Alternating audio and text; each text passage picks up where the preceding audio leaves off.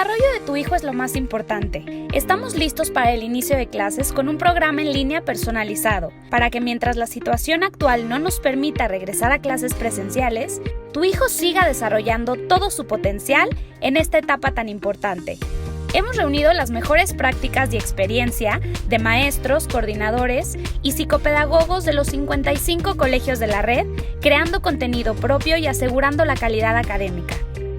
Nos hemos aliado con Kinedu, una aplicación desarrollada por especialistas en desarrollo infantil de Harvard y Stanford, para ofrecerte todas las ventajas del programa académico de la red de colegios Semper Altius en una plataforma fácil e intuitiva que ayuda a desarrollar la autonomía de tu hijo.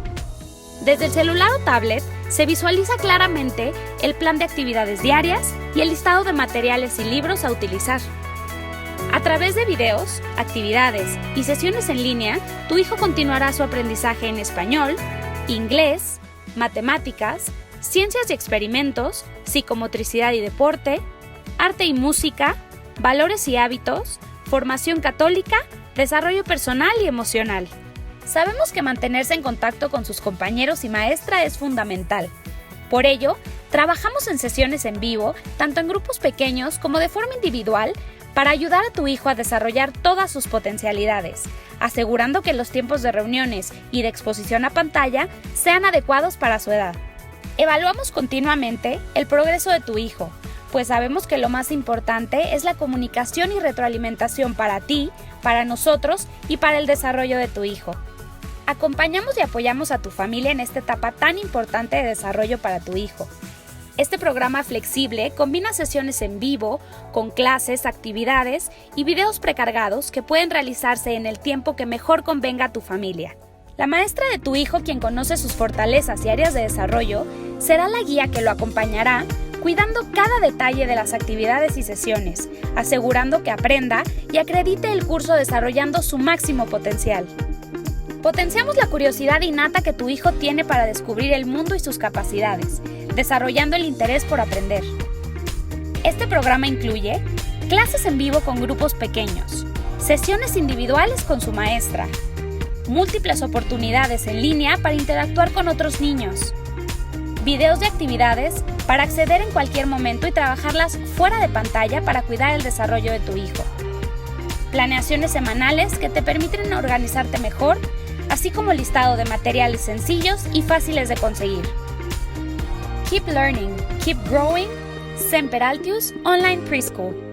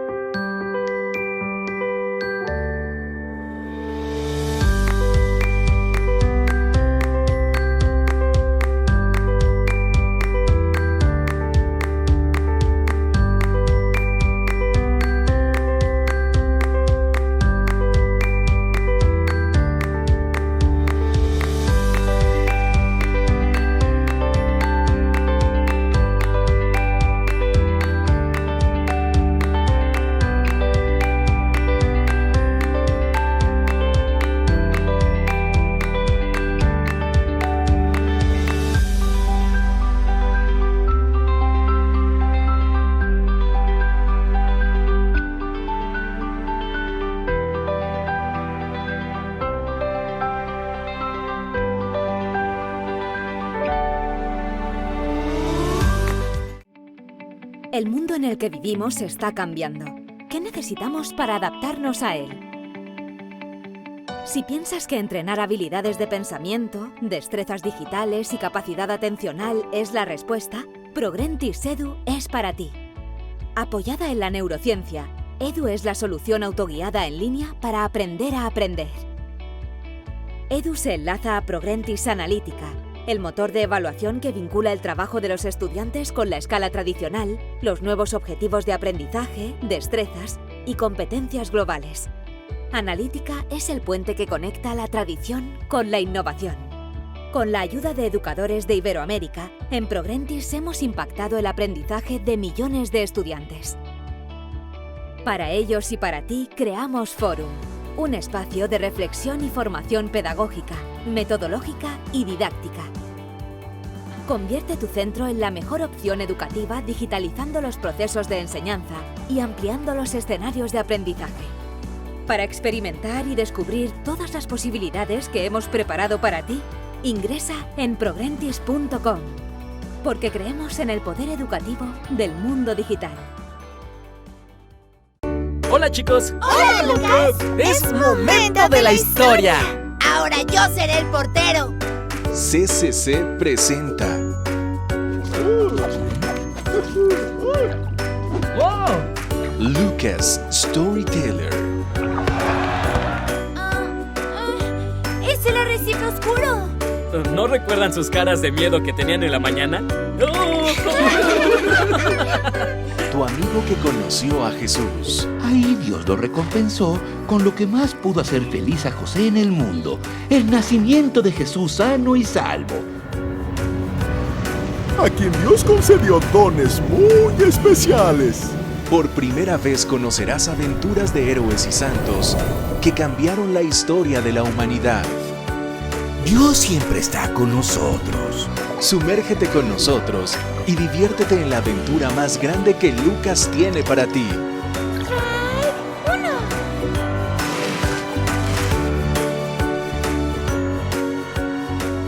Por favor, cuéntanos más, ¿sí, Lucas? Claro, les contaré muchas historias más. Lucas Storyteller.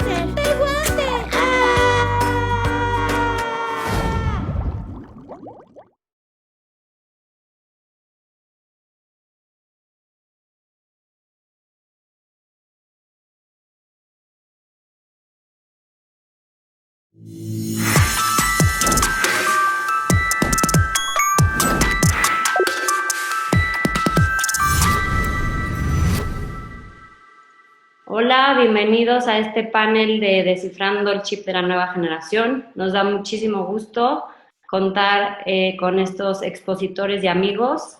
Voy a presentarlos, van a exponer ellos unos 7-10 minutos y después vamos a tener tiempo para hacer preguntas de su interés. Primero vamos a empezar con la maestra Lola Cortés. Lola, bienvenida, muchas gracias por estar con nosotros. Hola, hoy les voy a hablar de los retos educativos que tenemos maestros y padres ante las nuevas generaciones. Yo creo que todos estamos de acuerdo que el contexto actual ofrece a nuestros niños una enorme cantidad de información y esto por supuesto que les ha dado ventajas, pero también desventajas.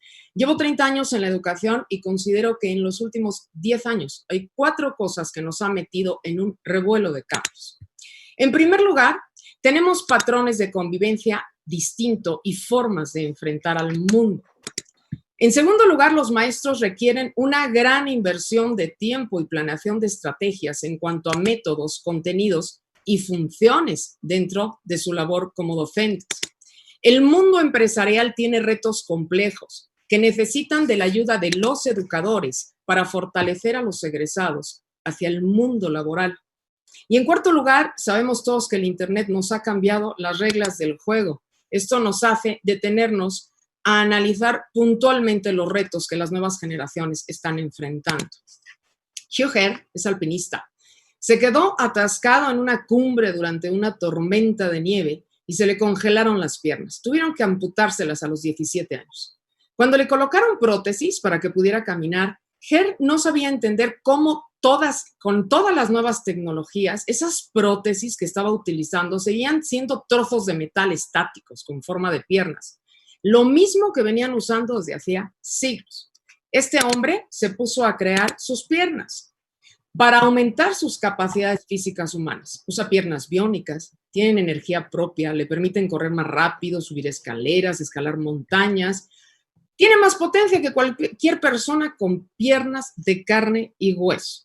Asegura que con sus inventos, en 50 años no existirá la discapacidad, incluida la ceguera, la parálisis y la depresión.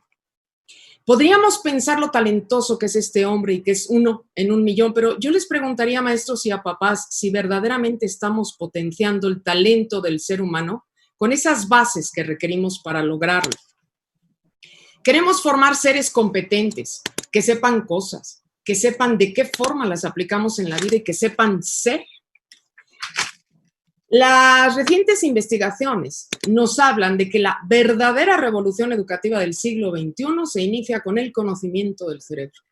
Esa mancuerna que está formando la psicología con los neurocientíficos nos está abriendo a los educadores horizontes ilimitados para poder ayudar a nuestros alumnos a utilizar los recursos mentales de forma productiva y que les permitan desarrollar todas esas habilidades que necesitan para el futuro. Nos dice Oppenheimer en su libro que los niños se enfrentan a la transformación de un mundo cruel y creador de terremotos sociales. Miren, en mi experiencia docente, unido a todo esto que anteriormente dije, compruebo que la vivencia de no vivir correctamente las virtudes, unido a la falta de entrenamiento en el desarrollo de las habilidades blandas, está llevando a las nuevas generaciones a caminos muy difíciles.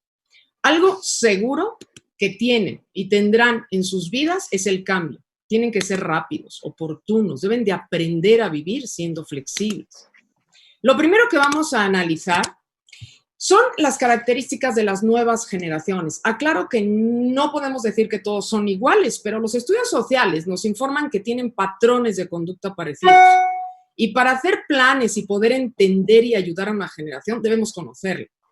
Algunas corrientes sociales caracterizan a la generación Z, nacida entre 1995 y 2015, que tienen hoy entre 5 y 25 años como la generación irreverente. No conciben al mundo sin dispositivos móviles, invierten de 6 a 10 horas diarios conectados a Internet.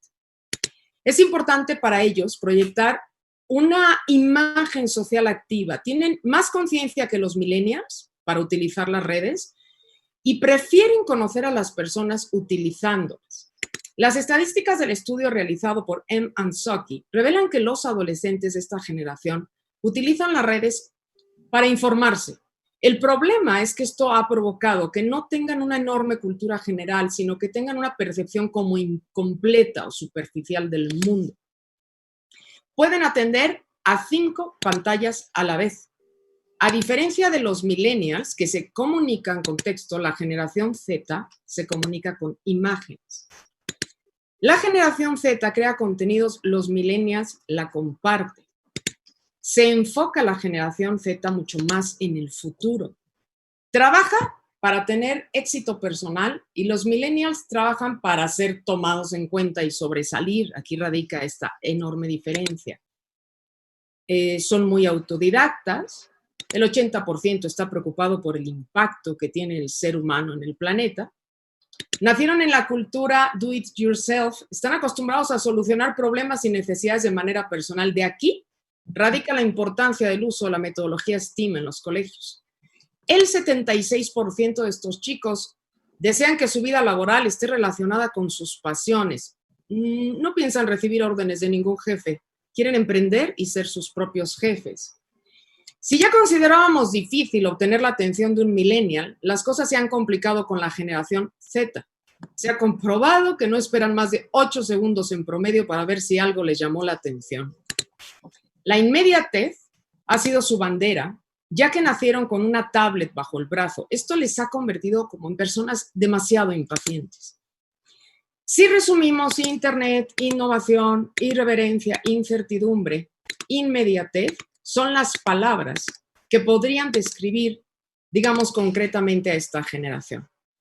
Ellos se han convertido, o muchos, en huérfanos digitales. Están educados con ejemplos de las series de televisión y películas. Los malos ejemplos encontrados en las series en ocasiones se apodera de las personalidades de estos pequeños que son sus compañeros diarios. La generación Z nos obliga a trabajar mucho más en el concepto de autoridad porque muchos de estos jóvenes son irreverentes por naturaleza y se lo cuestionan todo. Pero, ¿cuál es el reto desde mi perspectiva como educadora dentro de un colegio y para los padres? Tenemos que tener los educadores una escuela efectiva de padres. Debemos de trabajar mucho más y constantemente en equipo. Debemos de generar estrategias para buscar la atención de nuestros alumnos. Hemos abortado las prácticas de los abuelos, pero no hemos inventado nuevas fórmulas efectivas para suplirles, para poder formar humanamente a nuestros alumnos. Los niños deben de aprender a sufrir Pérdidas graduales, porque si los seguimos sobreprotegiendo, van a caer en la depresión, en la desesperación y en la sensación de una impotencia casi total para enfrentar los retos del crecimiento y de su vida adulta. Cuando les pregunto a los padres de familia si les interesa la formación de valores y virtudes en sus hijos, todos concuerdan en que sí. Quieren hijos empáticos, autocontrolados, resilientes, obedientes, humildes, flexibles, responsables, comprensivos, en fin. Todos te dicen que sí, pero el problema es que no han comprendido que si los niños no visualizan su práctica con el ejemplo, no se apoderan de ellos para convertirlos en virtudes. Otro tip que yo daría urgente de los padres de familia y de los educadores es que empecemos a darle mucha mayor importancia al desarrollo de las habilidades blandas, que esto sería tratarlas todas tema de otra conferencia, nombré algunas cuantas. Desarrollar la pasión y la motivación. Es importante contagiar como padres y alumnos la pasión por el alcance de los retos y de las metas. Los neurocientíficos nos explican que en experimentos con resonancia magnética han demostrado que cuando una persona observa a otra, por ejemplo, sonreír, la mayoría de las áreas neurológicas que se activan en el observador son las mismas que la persona que estaba sonriendo. La pasión se contagia gracias a las neuronas espejo. El autoliderazgo. Es importante enseñar a los alumnos que deben de ser por sí mismos previsores, que deben de tomar decisiones, tomar las elecciones correctas y dedicación a lograr todas las tareas. Tenemos que desarrollar la creatividad. Me encantó una definición que me encontré que dice, la creatividad es pensar en lo que nadie ha pensado antes. Ya no es una opción que una persona sea creativa para enfrentar los retos del siglo XXI. Comunicación y escucha activa. Las generaciones digitales han dejado de verse a los ojos y se ha comprobado neurológicamente que los ojos tienen proyecciones nerviosas que conducen directamente a una estructura cerebral que es la clave para ser empáticos y tener sintonía emocional con los demás. Foco y visión. Es un reto lograr que la atención de un alumno, por el impacto digital que recibe en su cerebro, logremos que sea, efectiva o eficaz. Aquí sí le hablo a los maestros. Si sus clases son rutinarias, la forma en la que presentan sus clases, sin mayor dinamismo que escucharlos y verlos, ustedes están generando la distracción de las nuevas generaciones. Autoconciencia y autoconfianza. Estas habilidades básicas para desarrollar la inteligencia emocional. Habilidades sociales. Lograr que el alumno o tu hijo desarrolle la sensibilidad emocional y un comportamiento congruente con los valores y los principios universales. La resiliencia, fortalecerlos para reponerse de las dificultades, qué mejor ejemplo que el que estamos viviendo. Equilibrio físico, mental y espiritual. El mundo necesita más líderes auténticos, personas que conozcan sus talentos y sus fortalezas, que sepan comunicarse, que sean creativas, que sepan trabajar en equipo para construir una sociedad mejor. No esperemos a que el futuro nos alcance. Vamos por él siendo innovadores para crear un futuro deseable. Muchas gracias.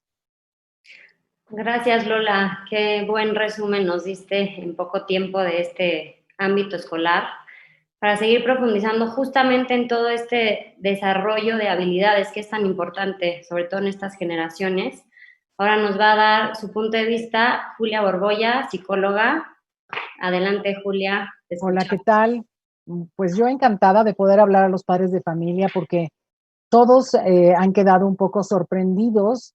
De alguna manera, ya lo decía la Miss Lola, esta generación es de huérfanos digitales y no porque los padres no estén atentos, sino porque la experiencia que los padres tienen acerca de lo que son las redes sociales es corta, es poca y lo sorprendió, fue más rápido de lo que ellos podían.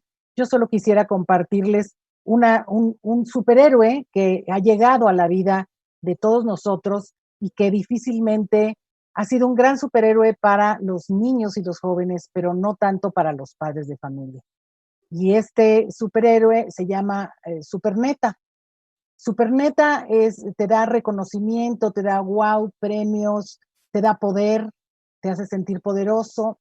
Hay clandestinidad porque tú le puedes decir a Superneta la edad que quieres tener.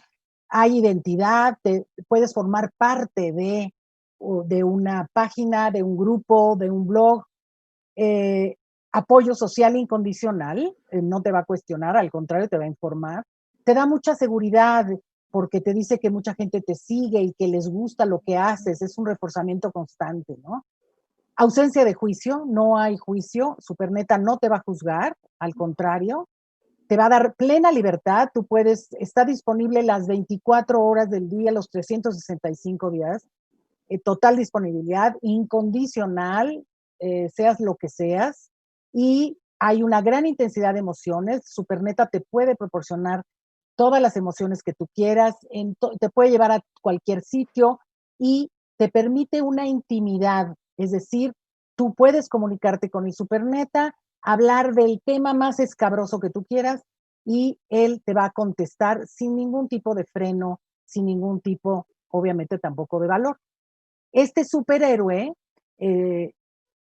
reta a todas las demás figuras de autoridad. Y yo le pregunto a los padres de familia y a las maestras si ustedes pudieran competir con este superhéroe, ¿no? Si pudieran ustedes estar todo el tiempo dando reconocimiento, poder, si no pedirían, si no emitirían juicios sobre la conducta o el pensar de sus hijos o sus alumnos, si su disponibilidad es la misma que el Superneta, si pueden proporcionar igual emociones o igual nivel de intimidad, hasta qué punto, ¿no? Y entonces, de alguna manera, lo que yo encuentro en este momento es que las redes sociales se han satanizado muchísimo, precisamente porque pensamos que este superhéroe nos va a ganar. Yo soy de la era de la televisión, en el momento en que explotó la televisión y todos hablaban de la caja boba y decían que iba a idiotizar a los niños, y poco a poco, si bien la televisión nos ha vendido 1000 productos y nos ha hecho creer que los rusos eran malos y los gringos eran buenos y muchas más de estas ideas como preestablecidas, también nos ha permitido que hoy los padres de familia tengan total capacidad de clasificar qué tipo de programas, de programación de televisión pueden ver sus hijos y cuál no. Y la exigencia que ha dado el conocimiento de la televisión ha hecho que cada vez haya una mejor calidad en los programas o en las series o en las producciones. Esto mismo va a suceder, pero mientras sucede con las redes sociales, tenemos que ponernos muy, muy atentos. Tuve la oportunidad de acercarme a las redes sociales a través de mis nietos. Un juego que se llama, y lo tengo aquí apuntado porque no me acuerdo, es Draw Climber. Es un juego muy, muy sencillo que juega un niño de 4 años, en el cual le puede poner las piernas a un corredor. Él decide con el trazo de su dedo, puede hacer las piernas de una dimensión, de 2 dimensiones, las puede poner como las quiera hacer. Y este corredor empieza a correr con esas piernas. Y me acordé mucho por el ejemplo que daba Lola sobre este gran científico que hizo sus propias piernas. Bueno, pues aquí el niño hace las piernas del muñeco y tiene que pasar obstáculos. ¿Qué pasa con este juego? Es un juego de física que estimula muchísimas habilidades cognitivas, coordinación visual, ensayo y error, estrategias, porque obviamente si le hice al muñeco unas piernas de una dimensión y me topo con un bloque de 2 dimensiones, puedo corregir eventualmente y puedo cambiarle las piernas de ser unas piernas en 2 dimensiones. Los padres de familia ven que el niño juega y que se está entreteniendo y hasta temen que el niño esté mucho tiempo con ese juego. Sin embargo, el niño está aprendiendo muchísimas cosas que aprende también en la escuela y que los maestros también pueden utilizar para sus clases, ¿no? Y asimismo puedo jugar con mi otra nieta un poquito más grande de 7 años que anda juntando un zoológico y tiene que llegar a ciertos niveles para juntar a la familia de las cebras y a la familia de los leones y pasar de la selva a la tundra y de la tundra al desierto y buscar los animales propios de cada lugar. Y me parece un juego maravilloso porque está hablando de zoología, de ciencias naturales, el concepto de familia, porque no puedes pasar al siguiente género de animales si no se ha completado el padre, la madre y los hijos, ¿no? O sea, como Y obviamente de ese juego y de estar cerca de ellos jugando, no solo he aprendido cosas que ignoraba, sino que he tenido la oportunidad de dialogar con ellos sobre, oye, ¿y tú sabías que la leona caza para el resto de la familia? ¿Y tú sabías que las cebras? En fin, se puede abrir la comunicación. Y entonces me doy cuenta que las redes sociales, que los videojuegos, que el internet es una nueva realidad que tenemos que aprovechar. Y tenemos que ponernos a la altura de estos huérfanos digitales para que dejen de ser huérfanos digitales. Tenemos muchas emociones ahí. Si se fijan, los videojuegos están reforzándonos constantemente, nos ponen metas a corto plazo, nos premian, hasta aplausos hay, ¿no?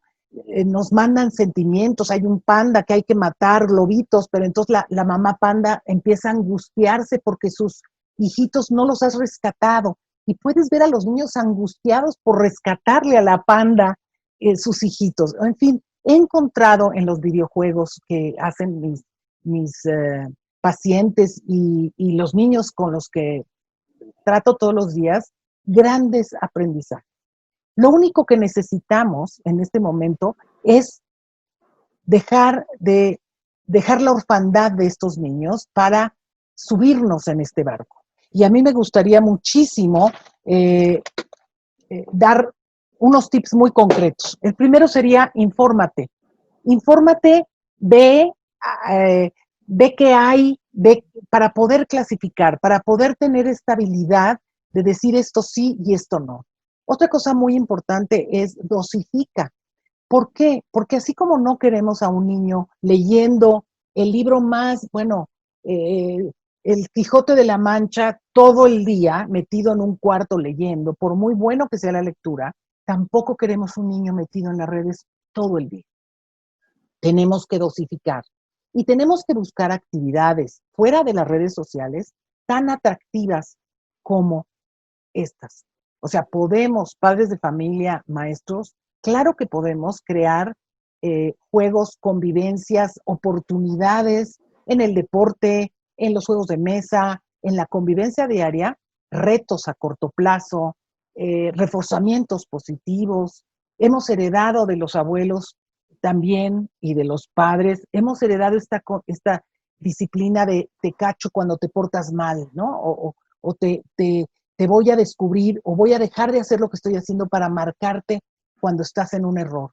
¿Por qué no voltearnos hacia la psicología positiva y hacer como hacen los videojuegos y premiar cada pequeño logro y dar una segunda oportunidad y hacer una metacognición? ¿Te fijaste lo que lograste? ¿Te diste cuenta cómo esa piernita de una dimensión no sirvió? ¿Hay otra que pueda servir? Y estos principios, aplicarlos a la vida cotidiana. Creo que las redes sociales, creo que los videojuegos, creo que el internet es el nuevo aliado y no podemos mantenernos en los paradigmas del pasado. Tanto maestros como padres de familia tenemos que ponernos a trabajar muchísimo. Gracias, Julia. También es muy bueno poder oír las partes positivas de la tecnología, ¿no? Porque eso es de lo que tenemos que echar mano de forma inteligente. Entonces, gracias por darnos este punto de vista tan importante. Pasamos ahora con el doctor Adalberto González Astiazarán. Él es neurólogo pediatra. Nos va a dar información acerca de esta parte digital vista desde el término médico, neurológico.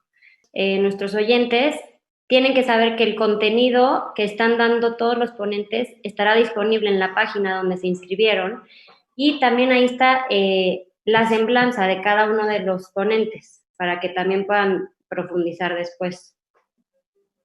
Muy bien. Pues, ¿sí se escucha bien?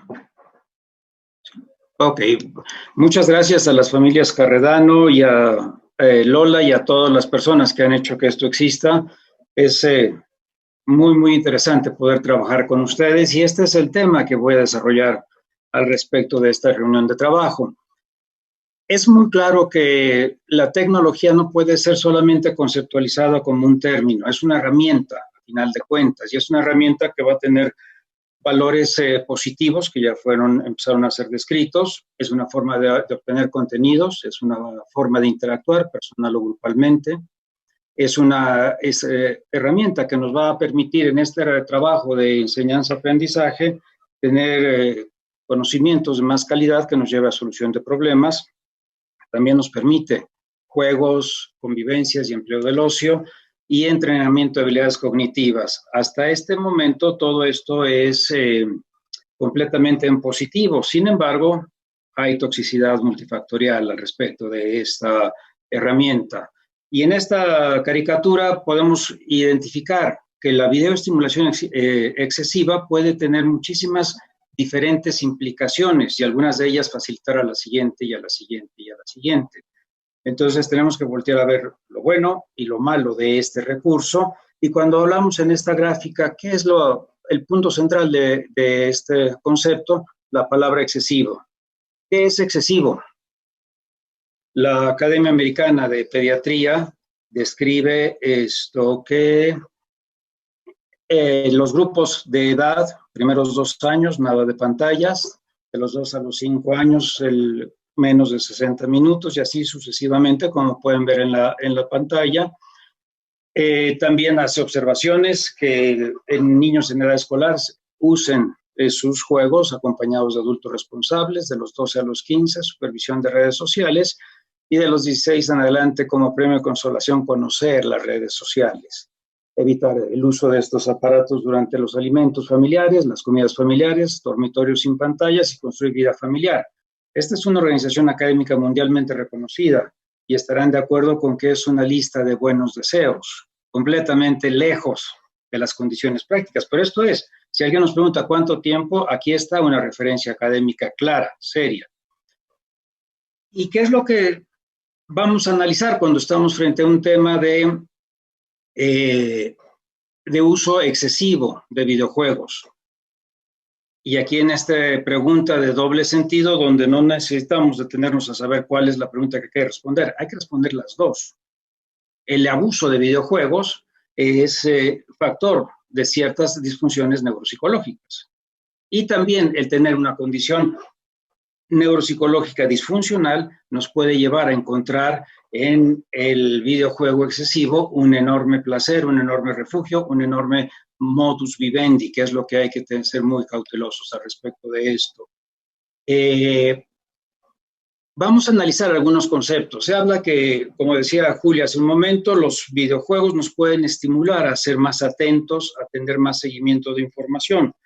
Sin embargo, muchos de estos videojuegos suceden en la práctica, en las consultas. Doctor, dice que mi hijo tiene problemas de atención y puede estar 3 horas frente a la pantalla. Cierto, frase que hemos oído todos los que hacemos este trabajo. Sin embargo, el jugar no necesariamente es una acción progresiva que conduzca a un objetivo que voy a resolver en los siguientes 60 minutos a partir de este instante. Muchas veces son juegos de prueba y error y de volver a hacer y volver a hacer y volver a hacer. En nuestra niñez, que ya es muy lejana, íbamos a las farmacias, teníamos 4 pesos, le poníamos a la maquinita y jugábamos Pac-Man. Se nos acababan los 4 pesos, se acabó el juego, no había más. Ahora la única limitante para que se acabe el videojuego es que se le acabe la carga al aparato que estamos usando. Entonces sabemos que sí puede haber atención, pero es fraccionada, no es un trabajo necesariamente progresivo. No hay obligación de desarrollar memoria de trabajo en los videojuegos y sabemos que inconvenientemente puede facilitar conductas impulsivas. Hay dificultad en planeación y ejecución a largo plazo y claramente facilita el pensamiento intuitivo, sin embargo reduce el pensamiento analítico en un término muy en general. Las peleas del uso de videojuegos y desempeño escolar, hay resultados interesantes en los cuales áreas de matemáticas, ciencia y lectura están más comprometidas, además del desvío del uso del tiempo por estar jugando en lugar de preparar el trabajo. Hacemos a otra manifestación clínica, dolor muscular. Podemos dividirlo en 2 grandes grupos. Los dolores producto de posturas forzadas en los brazos y en las muñecas, síndrome del canal de Carpo,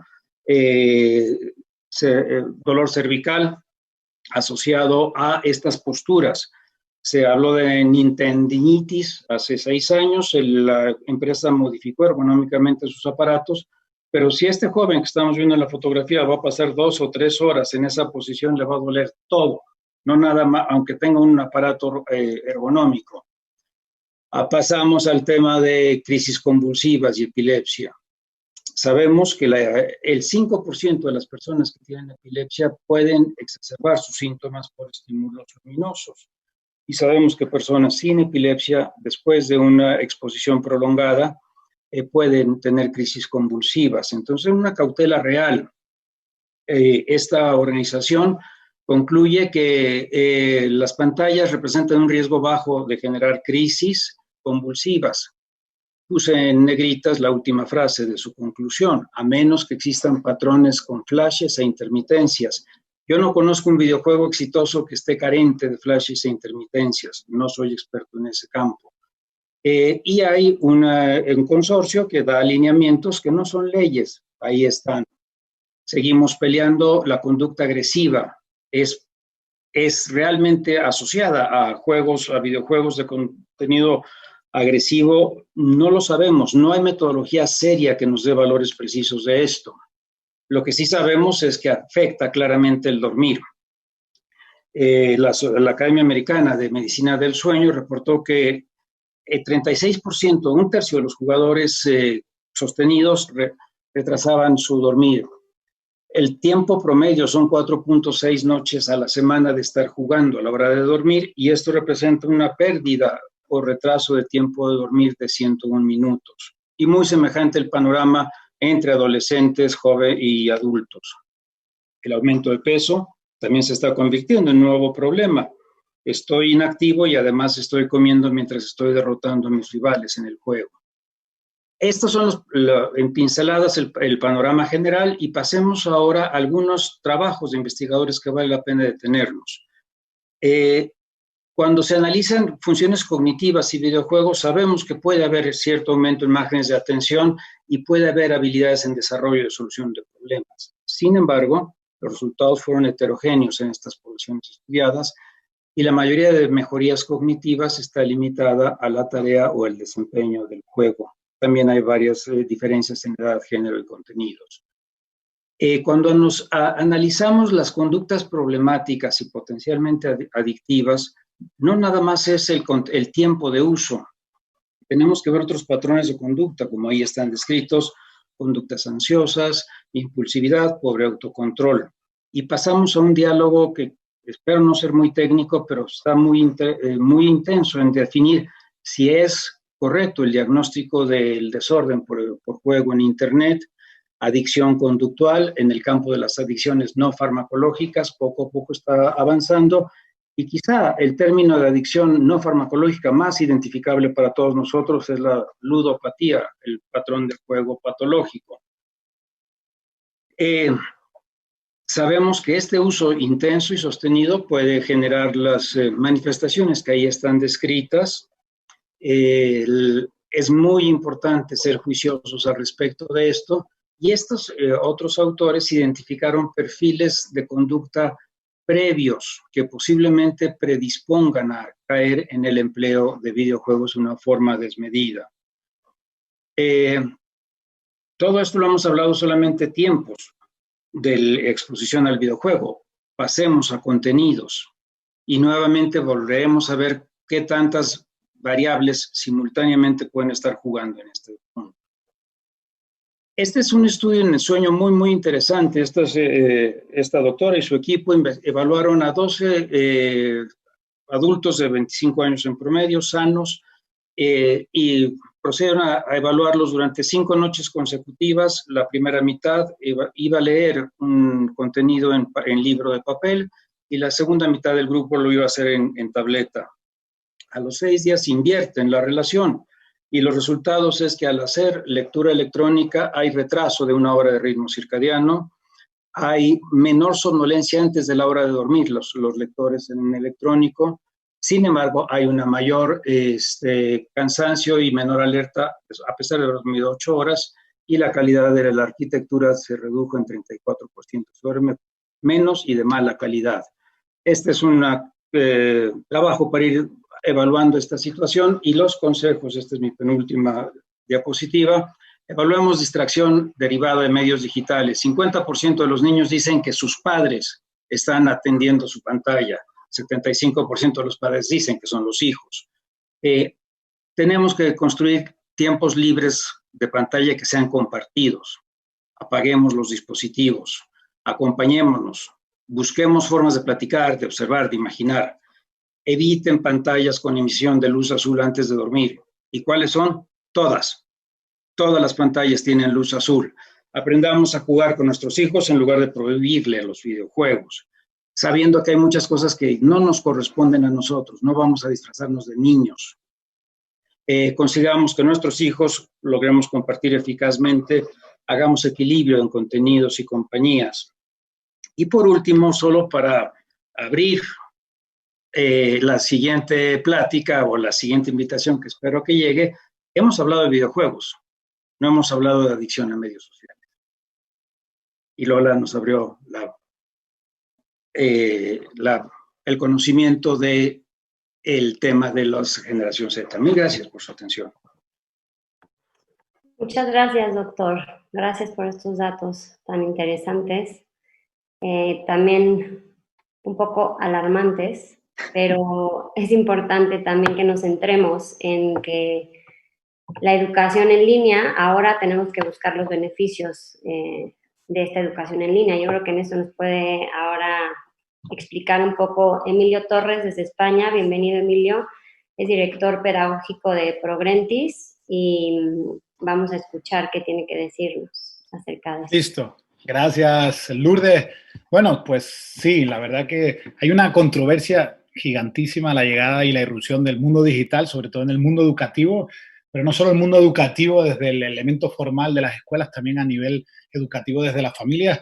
Y hay mucho por seguir investigando y hay que ver realmente pues qué potencialidad tiene todo este entorno digital en clave educativa y qué elementos pues sí tendríamos que ser precavidos con respecto a los riesgos, pues como el doctor Alberto nos está diciendo, con respecto a la manera en la que estamos pues sobredimensionando el problema de excesivos tiempos de pantalla, en el que de alguna manera el tiempo dirá si neuronalmente esto está teniendo o no está teniendo consecuencias. Lo que está claro, y aquí pues arranco alguna reflexión para poder iniciar rápidamente el diálogo con mis compañeros, es que para educar a un niño necesitamos la tribu entera. No solo se necesita la escuela, no solo se necesita la medicina, los gobiernos, la iglesia.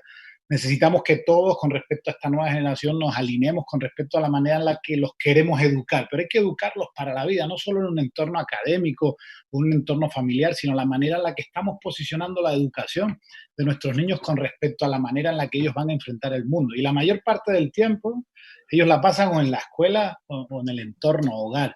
Y todo ese tiempo que ellos pasan hasta esa mayoría de edad para la cual pues creemos que los estamos preparando está lleno de muchas incertidumbres. Fijaros, estamos en el 2020 confinados en medio de una pandemia mundial en el que hemos llegado al punto en el que queríamos saber todas las respuestas, pero es que nos han cambiado todas las preguntas con respecto a un paradigma que le ha dado la vuelta a la manera en la que entendíamos el mundo. Si para nosotros el patrón y la evolución humana estaba pues casi que perfectamente diseñada, la tecnología ha venido a darle vuelta a casi todas las ideas que teníamos con respecto a la manera en la que íbamos creciendo o evolucionando como especie. Y solo hay que mirar la vista atrás, 15, 20 años, estos eran objetos tecnológicos, ¿verdad? Que llenaban nuestras casas, nuestros hogares, modulaban nuestro ocio y nuestra comunicación, pero todo eso, que no cabe en una maleta y apenas cabe en un hogar, pues todo eso lo hemos cogido y nos lo hemos metido al bolsillo. Nuestros chicos tienen en el bolsillo televisión, tienen videojuegos, tienen teléfono, mensajería, tienen videos, fotografías, tienen de todo. Es decir, el cambio de paradigma es tal que hemos pasado del tener al usar. Hemos pasado de la propiedad al uso.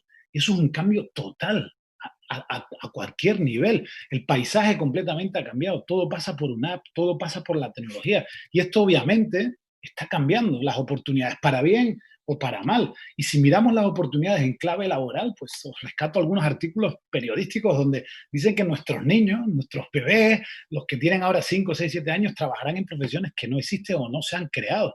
Fijaros, 7 de cada bebés a saber en qué van a trabajar y cómo será el mercado laboral dentro de 20 o 25 años. Y os traigo la tira cómica. Ahora son influencers, son coach motivacional, son bloggers o youtubers donde hace 5 o 7 años pues hablar de este tipo de profesiones que hoy están dando tanto dinero, son tan rentables, pues era casi pues, de chiste, ¿no? Y fijaros la transformación del mercado laboral con respecto a oportunidades y cómo la tecnología está también cambiando estas oportunidades.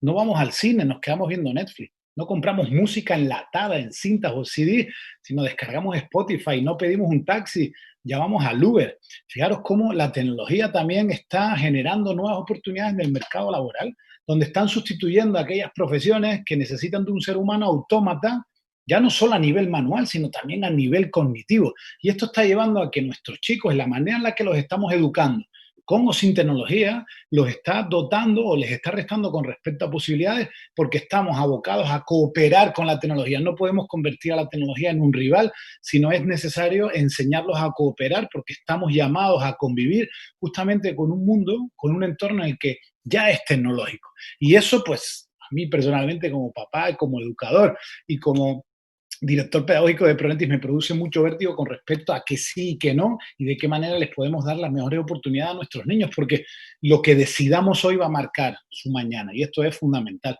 Y como me toca el sector educativo y estoy muy implicado desde siempre, pues realmente ahí hemos diseñado una metodología que nos ayuda a analizar todo esto desde 4 vertientes. Fijaros, si tuviéramos que contextualizar qué sí y qué no es necesario para generar aprendizaje en esta nueva era, lo primero es que hay que hacer un análisis con respecto a que estamos en la era de la información. Tenemos más información que nunca. El Homo sapiens como especie nunca se había enfrentado a un momento tan apasionante como a un clic tener todo el conocimiento en la nube, pero carecemos de destrezas y habilidades de pensamiento. Fijaros, estamos en la era donde más información disponible hay, pero carecemos de destrezas fundamentales para que esa información a la que tenemos acceso gracias a la tecnología no se convierta en una oportunidad.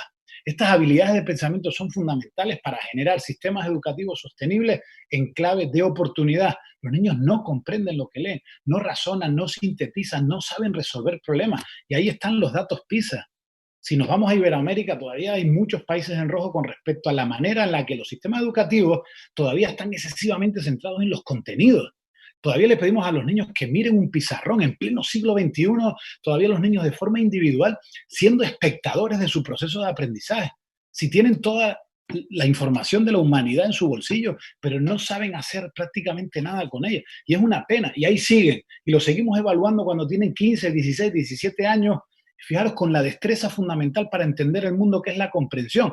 Tenemos mucha prisa por enseñarlos a leer con 5 años, pero cuando medimos su nivel de comprensión con 15 años, 10 años después, no comprenden lo que leen. Es un gran fracaso para el sistema educativo, para las familias con respecto a la manera en la que queremos posicionar a nuestros niños ante un mundo que es un mundo de información. Y sin la destreza fundamental para darle sentido y significado a esa información, pues prácticamente van a entender muy poco con respecto a la manera en la que se posicionan al mundo.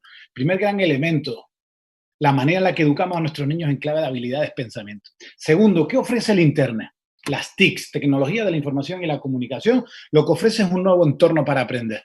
Y ese entorno es informal. Nadie está ordenando el Internet. El Internet ha llegado a nuestras vidas, pero nadie se está ocupando de educarlo. Y eso está ofreciendo un problema porque decimos que nuestros niños son nativos digitales. ¿Por qué? Porque nacieron en la era digital, pero nadie los está educando.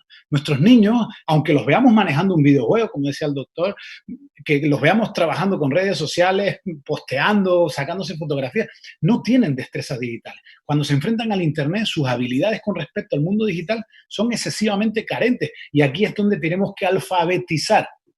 El alfabeto ha cambiado y esta nueva alfabetización tiene que llegar de una manera corresponsable a la manera en la que estamos educando, tanto como familia como escuela, a nuestras nuevas generaciones.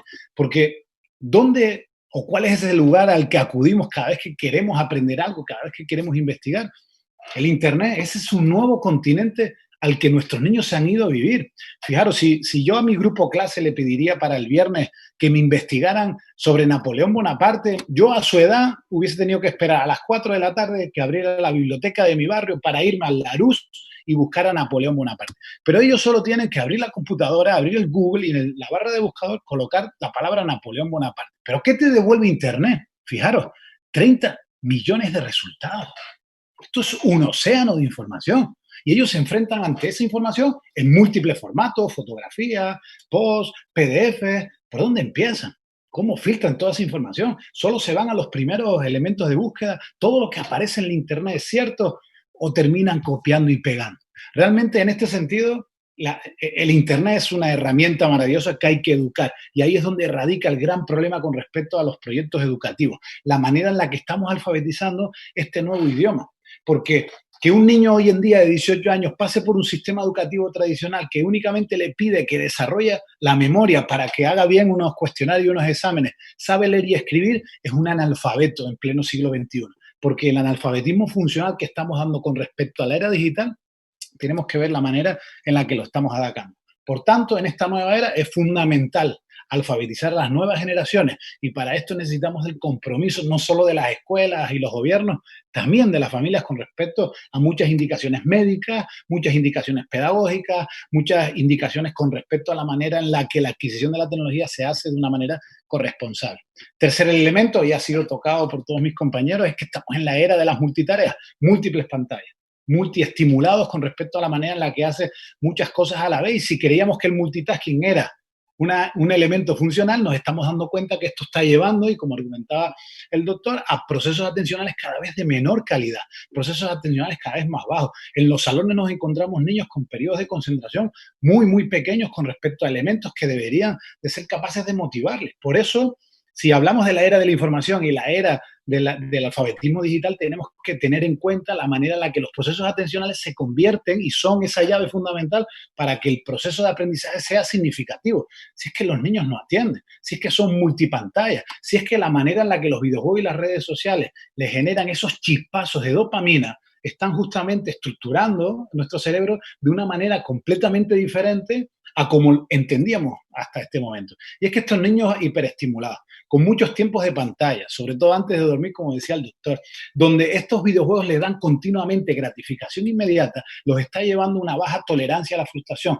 Todo en la vida necesita perseverancia y esfuerzo. Y un videojuego, una red social, no te da justamente esa capacidad de esfuerzo para conseguir y perseverar con respecto a un objetivo que está en el medio, en el largo plazo. Y esto está poniendo en peligro de extinción, sobre todo al entorno educativo, la habilidad cognitiva fundamental para abrir la llave del aprendizaje. Y es la atención. Sin ese foco de luz con respecto a un proceso de aprendizaje, todo lo que quede fuera de la atención está fuera de la posibilidad de que ese aprendizaje sea significativo. Por eso, en esta era también de las multitareas, es necesario entender cómo la tecnología, los dispositivos digitales pueden ayudar o no con respecto a esta destreza cognitiva fundamental. Y por último, nos encontramos en el 2020, en la era del aprendizaje, del pensamiento creativo. Ideas novedosas, maneras diferentes de resolver problemas tienen un valor social muy grande. Pero ¿qué ocurre? Cuando miramos a la escuela y a la familia, que es ese lugar donde se fragua y se andamia el pensamiento creativo, todavía seguimos viendo escuelas excesivamente estandarizadas, los niños agrupados por fecha de fabricación, recibiendo una misma directriz didáctica con respecto a cómo avanzar en una lección más allá de memorizar ese contenido. Y no estamos pudiendo y no estamos encontrando la llave de ver la manera en la que podemos personalizar el proceso de aprendizaje. Si es que todavía seguimos siendo escuelas de talla única, 25 niños para un mismo modelo, cuando deberíamos de generar 25 modelos para cada niño. Y ahí seguimos hablando de múltiples maneras de ser inteligentes, pero la escuela sigue únicamente premiando un estilo muy concreto con respecto a la equivocación entre que la evaluación y la calificación son sinónimos cuando no es así. Tenemos que entender que todos los niños son inteligentes, solo que de manera diferente. Y quizás entender la diversidad cuando miramos un salón se parezca a esta fotografía en la que no hay dos niños iguales. No porque dos niños hayan nacido en el 2010 significa que son idénticos. La diversidad de una escuela se debe de multiplicar por el número de niños que hay insertos en esa escuela y entender que cada niño tiene un ritmo, tiene emociones, tiene un contexto familiar, tiene una posibilidad desde el desarrollo madurativo para entender cómo el aprendizaje es un proceso y no solo se puede medir en tiempos concretos. Aprender en una escuela no es una fotografía cada 15 días con un examen escrito. Debería ser un video durante 15 años donde podamos ver realmente la evolución de cada uno de ellos. Por eso digo que los sistemas educativos no pueden seguir hablando de igualdad. Igualdad es una falacia hoy en día, en pleno siglo XXI. Tenemos que hablar con criterio y con corresponsabilidad de la equidad. Cada niño necesita y deberíamos de generar entornos y procesos personalizados para cada uno de ellos. Porque si un estudiante, un alumno no aprende de la manera en la que le estamos enseñando, pues a lo mejor es que le estamos enseñando de una manera en la que no aprende. Y ahí es donde la manera en la que el pensamiento creativo se puede trabajar en edades tempranas, en esa posibilidad de crear ese andamiaje con respecto a esta habilidad fundamental, hay una gran necesidad de generar justamente esta personalización. Termino, la educación del siglo XXI es una mesa de tres patas y debemos de seguir incluyendo a la familia. En este periodo de pandemia nos hemos dado cuenta de que gracias a la tecnología la familia y la escuela han tenido que coordinarse por fuerza porque los niños han tenido que guardar en casa y la extensión de la escuela era la familia. Y hay grandes bondades a nivel tecnológico y a nivel digital, porque cuando hablamos de reinventar el proceso, durante 20 años hemos hablado de procesos de innovación, de paredes para adentro. En las escuelas hablamos de innovación educativa, pero a partir del 2020 tenemos que empezar a hablar de innovación social educativa. Y aquí es donde entra la tecnología de manera corresponsable. La familia se tiene que educar en este nuevo entorno, en esta nueva dimensión del ser humano, en esta ciudadanía digital, para generar procesos de innovación no solo escolar, sino a nivel social, porque la escuela transforma la sociedad y esto es fundamental. Por eso estamos llamados a cambiar justamente la máxima. El mundo que le vamos a dejar a nuestros hijos, o como educadores de familia, ¿no sería maravilloso pensar en los hijos que le vamos a dejar a nuestro mundo? Ahí es donde está la clave y ahí es donde deberíamos de aprovechar la tecnología. Gracias.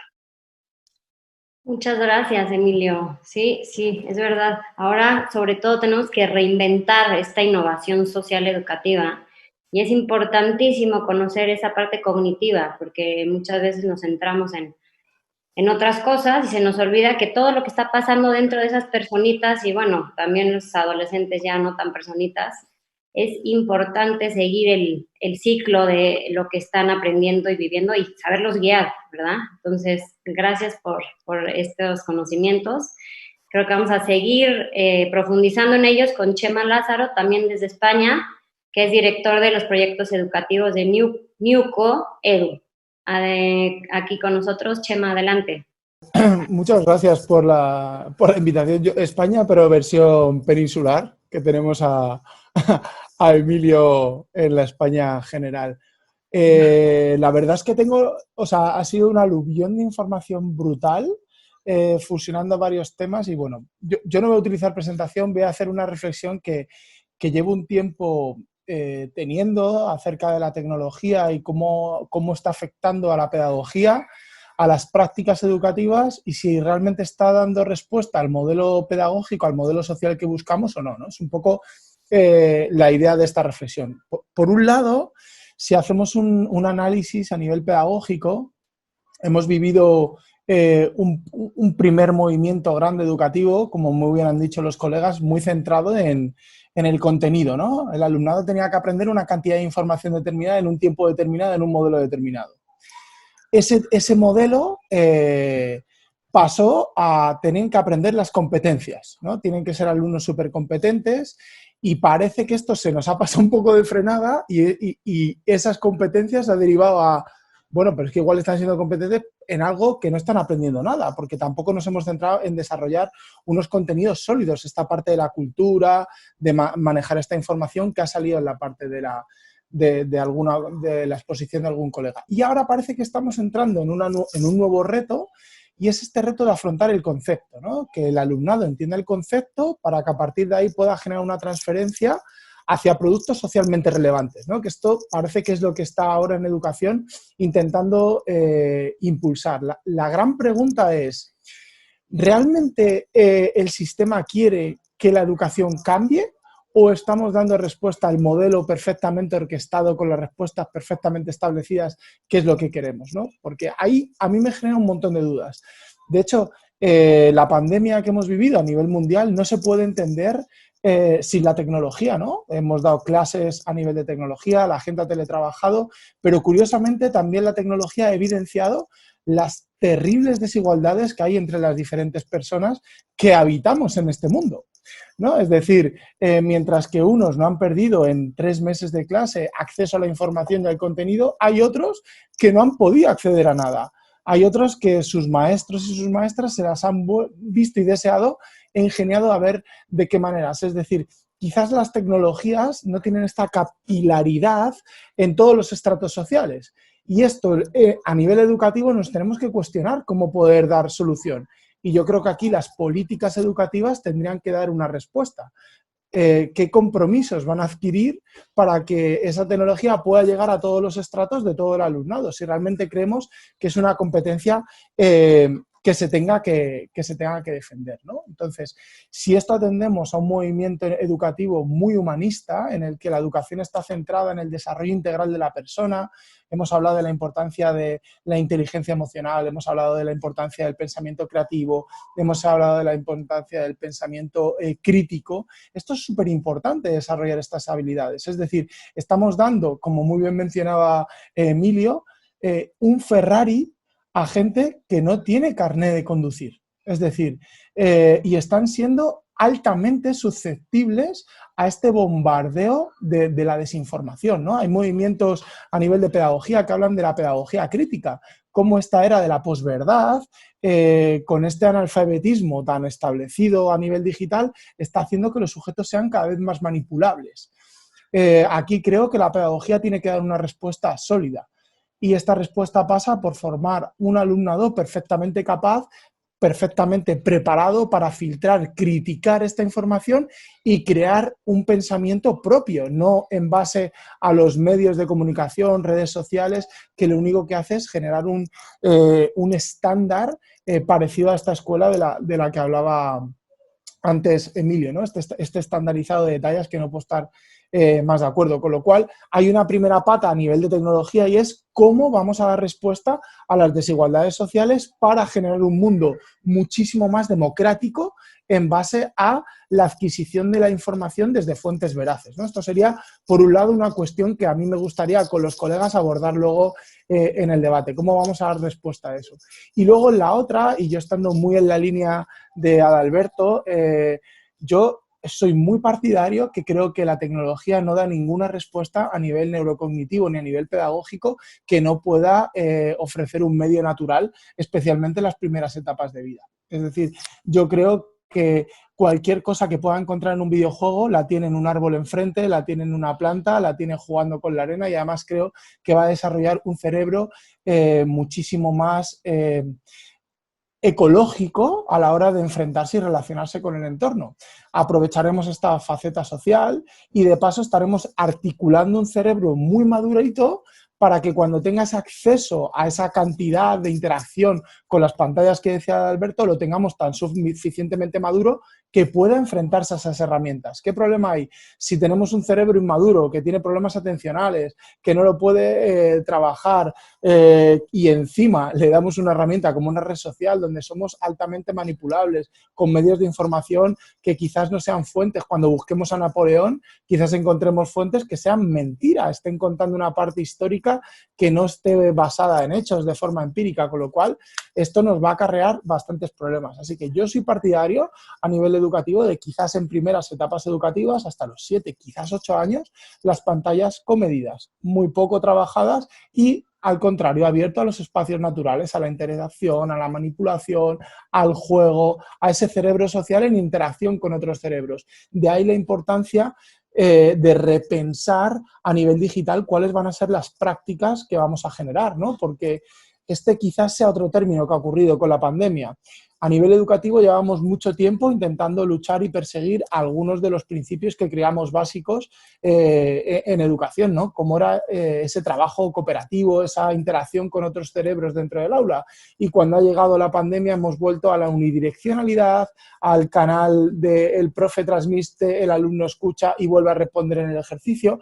Quizás sea este un buen momento de replantearnos cómo podemos trabajar en la parte digital, porque sí que tenemos claro es que el modelo de aprendizaje ha cambiado. Esto que yo aprendo de 9 a 5 no se lo cree absolutamente nadie. Yo aprendo a cualquier hora del día a través de cualquier medio, de cualquier contexto. Es decir, esto que llamamos tanto el just-in-time teaching como el just-in-time learning, ¿no? Es decir, yo estoy en un viaje de camino en tren y me estoy preparando una lección y se la estoy colgando en el campus virtual a mis alumnos. Ellos van en el tren o en el coche o van caminando por la calle y van escuchando un podcast y pueden ir contestando, con lo cual este modelo de interacción nos lo tenemos que realmente plantear y tiene mucho que ver este modelo con el contexto social en el que estamos. Estos entornos VUCA, altamente volátiles, altamente cambiantes y sin embargo queremos una educación y un modelo educativo que no trabaje con incertidumbre, sino que esté abrazado a la certeza.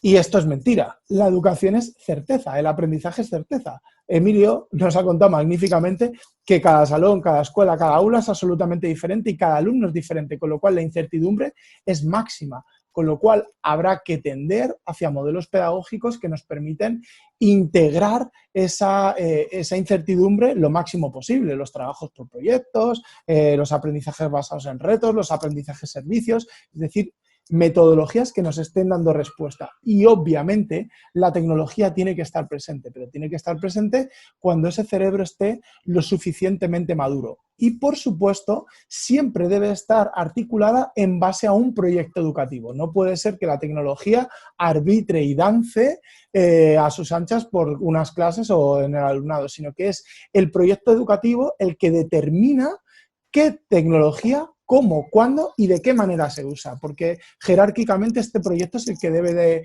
de mandar sobre el resto de espacios, ¿no? Entonces podemos utilizar aplicaciones que nos ayuden a nuestro alumnado a mejorar la dislexia o aplicaciones que nos ayuden a nuestro alumnado a mejorar, pues por ejemplo, a crear mapas conceptuales. Es decir, que tenemos una herramienta muy potente, pero yo creo que siempre al servicio de lo que sería el proyecto educativo. Es decir, resumo, para mí 3 grandes frentes que tenemos que abordar. Por un lado, cómo vamos a desatascar estas desigualdades sociales que la tecnología deja patente.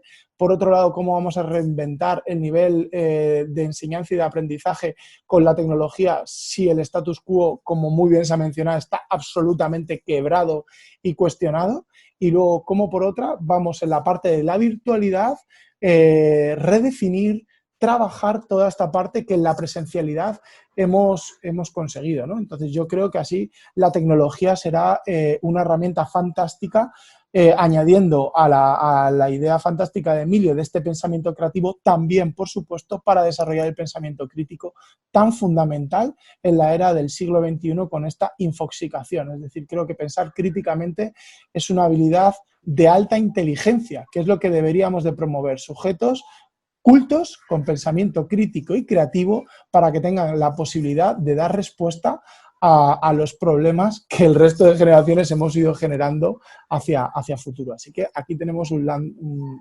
guante por delante y a ver cómo lo enfrentamos y deseando abrir la parte de debate. Muchas gracias. Muchas gracias, Chema. Exacto, eso es lo más importante para nuestros hijos y alumnos, es enseñarles la educación para la vida, y realmente falta, ¿no? Como dijo Emilio, también la parte de la comprensión es importantísima. Entonces, ahora sí, vamos a empezar con la parte más interesante. Si les parece, les voy a hacer el mismo orden que seguimos. Entonces, vamos a empezar con Lola. Me gustaría si Lola nos pudiera contestar. Nos habló de este término tan fuerte de los huérfanos digitales, que es verdad, pero como papás, si les pudieras decir una cosa a los papás que pudieran hacer para minorar esta realidad de orfandad, ¿qué les recomendarías?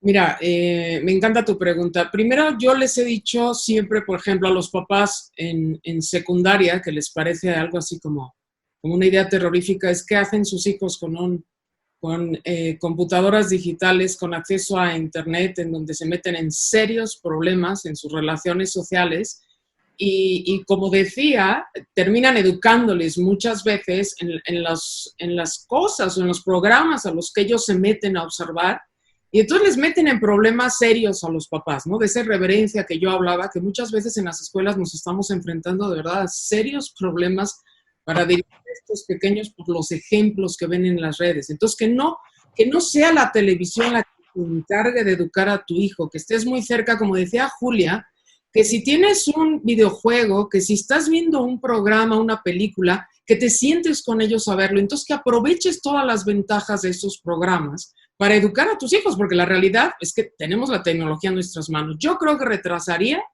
la edad en la que los papás están dejando los dispositivos a los hijos. Y, por supuesto, estoy totalmente de acuerdo con lo que mencionaba Chema y Beto, en el sentido de que cuanta menos tecnología les dejemos en sus manos cuando son en las primeras etapas de la vida, esto nos va a ayudar mucho a educarles. Ahora, claro, con toda la parte que estamos viviendo de la pandemia, tenemos que llegar a hacer como a través de las redes digitales, el niño que aprende con las manos y con el cuerpo, pues a través de la pantalla se siga moviendo, siga utilizando materiales, que los podamos seguir educando, me explico, pero no dejemos a una pantalla o a un programa en sí la educación de sus hijos. Sí, de acuerdo. Si alguien quiere comentar, añadir, adelante, de esto se trata, ¿eh? Si no, yo les voy a ir haciendo... Y Lourdes, también me gustaría reforzar esto que dice Lola.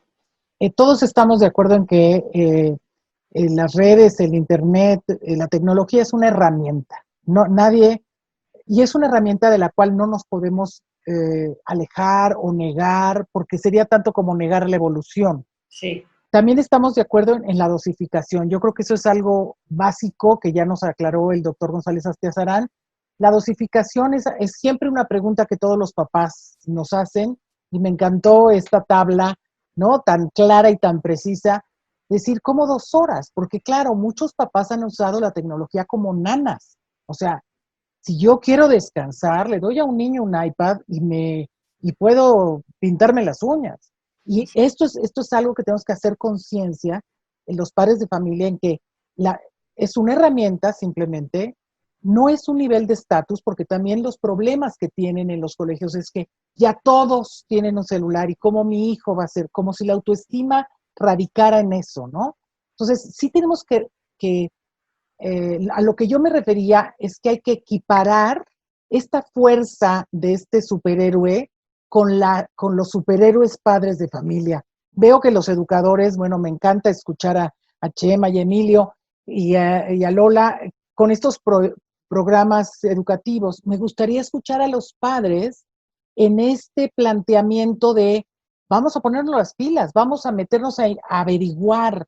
No averiguan ni siquiera si el programa o el videojuego es apto para la edad, ¿no? Entonces, sí creo que los papás necesitan mucha alfabetización, muchísima, y hablando de la importancia de la atención, tanto en el aula, creo que los padres también tienen que poner atención a sus hijos, de tal manera que este videojuego que nos habla de ponerle patitas o de juntar una familia, vaya añadido con el contacto. Los niños hoy no tienen concepto de lo que es público, privado e íntimo. Han mezclado, ¿no? Y entonces pueden publicar cosas íntimas en las redes sin tener conciencia de estas divisiones. Yo creo muy importante que los papás usen su sentido común, recurran a su intuición natural y pongan reglas sin miedo. Que la tecnología que este superhéroe no les gane, ¿no? Sí, claro. Chema, ¿querías comentar algo de lo que estaba diciendo? Yo quería aportar una cosa a raíz de seguir con el hilo de Lola. Yo creo que es fundamental ejercer de modelos y no solo generar modelajes, ¿no? Esto es algo que ocurre mucho, ¿no? Y es a la hora de generar los hábitos. Si yo quiero que mi hijo no esté enganchado al celular X horas al día, evidentemente yo tengo que tener un uso responsable. Pero no solo es con el celular, es con cualquier patrón educativo que tú emplees. Si yo no quiero que chillen, yo hablo dialogando. Si yo quiero que lean, yo leo en casa y un largo etcétera, ¿no? Esto sería una parte del modelo. Y otra parte sería el ejercicio de tomar conciencia, que esto es importante. Es decir, cuando nosotros como familia vamos a comer a un restaurante porque hemos decidido salir a comer, el ejercicio de familia. Y hay que entender que también ese momento de salir a comer con nuestros hijos y nuestras hijas es un acto de educación. Estamos educando en ese contexto. Si yo a mi hijo le privo de lo que va a aprender, ¿no? De no levantarse en la mesa, no correr, mantener un tono educado, para no molestar al resto de comensales y un largo etcétera, y le pongo una pantalla para que esto no ocurra, le estoy deprivando de un momento educativo fantástico que es esta parte de interacción con otros sujetos. Y eso yo luego lo puedo aprender a extrapolar a la vida social digital. en el que yo no puedo chillar, no puedo faltar el respeto, no puedo entrar dentro de la privacidad de otro, y eso se aprende en el mundo físico, en el mundo de real, ¿no? No en el distópico de ese superhéroe que decía Julia de falta de identidad, no tiene cara, encima te sobreestimula. Entonces yo creo que sería la consciencia y el trabajar como modelos, que es algo que a veces se nos olvida. Ser familia o ser educador es un acto de consciencia. Sí, exacto, eso es muy importante. Y sí es verdad que muchas veces, a lo mejor a nosotros y a ustedes nos agarra la parte digital un poco más adelantados, pero igualmente nos podemos enganchar sin darnos cuenta, y hay que tener hábitos y forzarte. Yo últimamente hasta me puse en el teléfono lo del tiempo límite, de 45 minutos al día de redes y punto. Porque dije, ¿qué estoy haciendo? Con mi libro al lado y no lo puedo leer porque tengo el celular al lado. Pues también, ¿no? Hay que poner cosas prácticas. También me gustaría, si se pudiera, que profundizáramos un poco, doctora Alberto, en la parte, o sea, a nivel neurológico, porque sí es importante que se siga con la educación formal, o sea, que no suspendan esta educación formal en línea, porque muchas veces o mucha gente está diciendo, a lo mejor no es tan importante, puedo darme unos meses sabáticos, a ver qué repercusión podría tener, o más bien qué beneficios de seguir con la educación formal en línea. Hemos hablado de la tecnología como una herramienta, y creo que ese es única y exclusivamente, ese es el lugar del trabajo de la tecnología. Si para explicar este concepto me salgo de la tecnología y digo que un cepillo de dientes es una herramienta, yo no puedo inflar una llanta desinflada de mi coche con el cepillo de dientes. Esa herramienta no está diseñada para inflar una llanta. Es muy burdo el ejemplo, pero es muy categórico. Es la tecnología, información, velocidad de adquisición de información, buena, mala, todos lo sabremos, capacidad de distracción y uso del ocio, que bienvenido cuando es mesurado. Entonces, a final de cuentas, luchemos porque sea una herramienta del día, nada más, como usamos muchas otras cada día. Yo sé que si en este momento, con Generación Z, los reto a que cumplan necesariamente mis reglas de uso, voy a perder, porque evidentemente saben más que yo. Me meto a su pantalla a revisar qué hicieron y escondieron 50 cosas y yo no sé cómo carambas voy a llegar. Y se van a reír de mí. Entonces, el duelo no es la autoridad. Si ahora es generación irreverente, quizá nosotros fuimos sumisos. Y ni uno ni otro es definitivamente mejor ni bueno. Son características. Pero sí tenemos que crear alianzas, sí tenemos que crear una capacidad de comunicarnos donde no seamos fiscales del uso de la pantallita, porque vamos a perder. Tan fácil como los ejemplos que todos vivimos, el niño se despierta a las 2 de la mañana, pone su timer y se pone a jugar de las 2 a las 5. ¿Quién lo persiguió?